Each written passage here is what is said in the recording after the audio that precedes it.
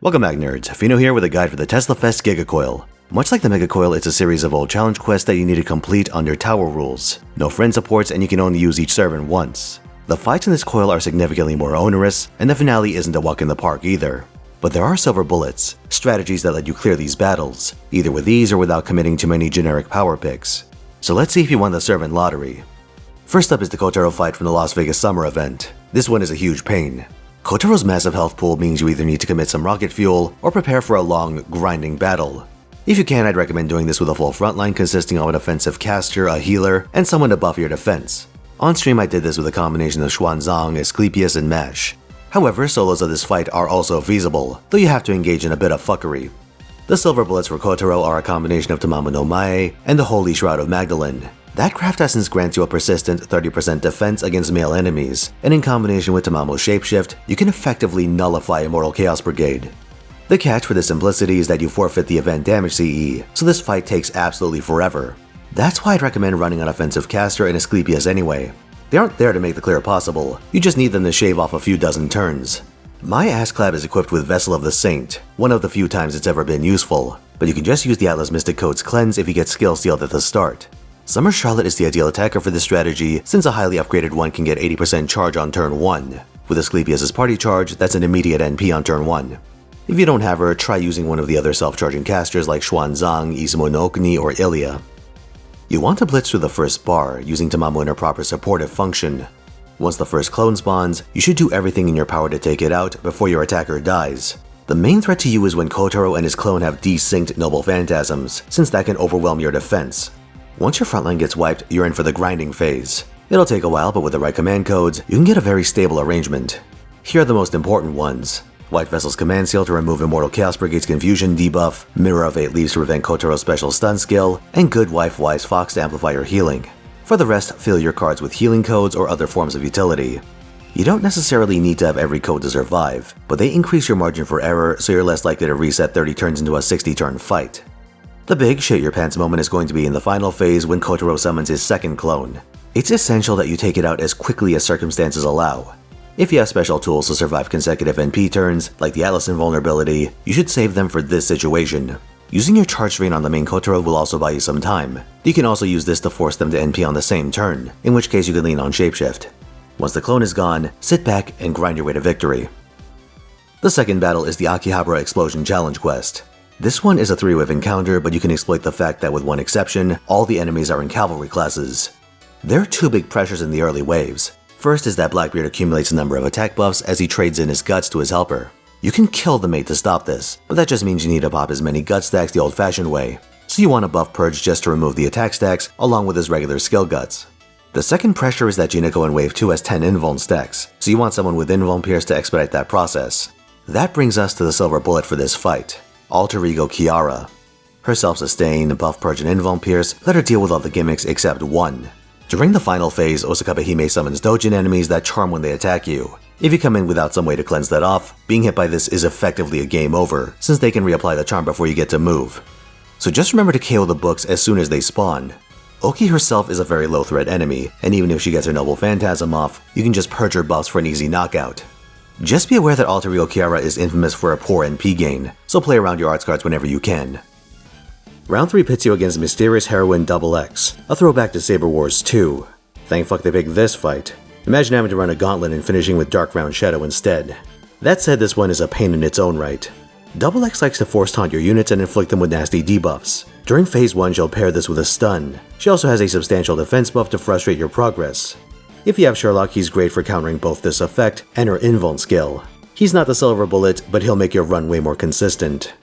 On break, she will try to taunt a servant and turn them into a saber. Deep into phase 2, she'll also start spamming her Noble Phantasm every turn, which puts pressure on you to burst her down quickly. The silver bullet here is Bizette. In combination with Scotty, she can set up to 1 or 2 tap XX during phase 2. The key seems to be popping her bar with Fragarok, and Scotty's offensive buffs active. Whether because of RNG or because Bizette already has a taunt, she might not use the Saber skill. Instead, she'll smash her face into Bizette's fist and need a tremendous amount of counterattack damage. The catch is that without Sherlock, phase 1 may take a while, so you should resist the urge to go in half-cocked. If you're unable to break XX on turn 2, hold back and wait for a second round of Scotty skills. Lingering in phase 2 lets XX fuck with you in some pretty terrible ways, so going in with a big burst is key. Some people swear by King Protea, but I'm not so convinced she's ideal in Teslafest. Your damage ceiling is actually lower here than it was in Saber Wars 2, since you can't stack Bestio del Sol in your backline. If you go that route, you'll probably need to commit some more supports to guarantee your phase 2 burst. Your last resort is to run a powerful, single-target attacker with as many taunters as you're willing to spare. As long as XX can't target your primary servant, you can avoid them transforming into a Saber, which will give you a fighting chance in phase 2. It kinda sucks that this fight was designed around Saber Wars 2 mechanics. It's a battle that you are meant to prosecute with the damage bonus spread across your entire party, so you fight XX in depth. She's really good at making individual servants useless, and with Teslafest being so focused on utilizing single, powerful attackers, she has a lot of ways to misbehave. My advice, don't hesitate to reset scum. The RNG in this fight is incredibly volatile, and you might be better off fishing for a better outcome. Our fourth opponent is Orion, and thankfully they've got a much more accessible counterpick. The silver bullet for this encounter is our old friend Percival. Running a man lets you ignore the anti-female phase 1 mechanic, while his spammable Invulpires let you bypass Orion's anti-male evasion in phase 2. By running an AoE looper like him, you can set it up so that you only need to fight one wave of super boars after Orion's death buff activates. Castoria is overkill for such a simple fight, so consider using Waver and Paracelsus to keep him buffed up. My team screen cap is going to show Good Poster Girl, but it was honestly a non-factor. Run whatever value generator you see fit, maybe a second copy of 2030. Round 5 is a throwback to Fate Requiem with the Erice challenge quest. The main gimmick is that she'll summon ghosts, and her damage resistance goes up based on the number of ghosts on the field. For this reason, an AoE Saber is what you want. Because Erice has an evade baked into a regular skill set as well, your attacker should have some spammable solution. The silver bullets for this fight, consequently, are Ibuki Doji and Summer Okita Altar. I like Ibuki since your buster cards can clear out individual ghosts without too much trouble. If you go the Ibuki route, this is also a good place to commit Koyanskaya of Light for some much needed consistency. Our penultimate stop is a showdown with Samurai Shrek. It's Shibata Katsuye. This is my second least favorite challenge quest in the game, and you're gonna have to do it without your roster at full power. Truth be told, this is a really good place to run either the real Immortal team or a pseudo-Immortal team with Uriel in place of your overcharged servant. She and Castoria are the silver bullets this time around. Unless you're running something crazy high-end, this fight comes down to mitigating damage, healing, and plowing through his damage reduction stacks. He hits incredibly hard, especially with his crits, and his Noble Phantasm ignores defense buffs, narrowing down your viable options. Either maintain your anti-enforcement stacks, or charm him with Uriel to prevent him from causing trouble. But be aware that he can give himself mental debuff immunity, which prevents charm and fear effects among other things.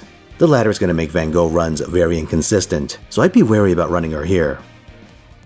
Finally, we come to the Grail Life challenge quest. First of all, Grail Life mechanics are in effect, so put your main attacker in the middle of your front line to get those crit bonuses. The core idea is that the spotlight is going to shine on a random enemy and activate special buffs depending on who it lands on. Sigurd gets a one-hit evade, Arthur gets a guaranteed single crit, and Lonling cleanses his team's debuffs among other things. On break, Sigurd gets a guts buff and reduces your attack, Lonling has a coin flip's chance to charm your party while increasing his party's defense, and Arthur gets a huge attack buff and damage resistance. The latter remains until he's the only one left on his team. Arthur can also give his whole team sure hit, and once he's the last one alive, he gains even more attack and cleanses his debuffs. There are two enemies in the backline. Izo mostly buffs his own damage, though his breakbar effect has a chance to seal your Noble Phantasms. Merlin will use Garden of Avalon whenever he gets the spotlight, and gives the enemy team accelerated charge on break. It's a mechanical mess, but here's the TLDR. Arthur is the big threat. He hits hard, he's difficult to kill unless he's the last one left, and he'll be throwing around Excalibur a bunch if you let him. You could gear up for a single target fight, but with the right servants, an AoE clear becomes pretty convenient. My silver bullet here is Summer Musashi.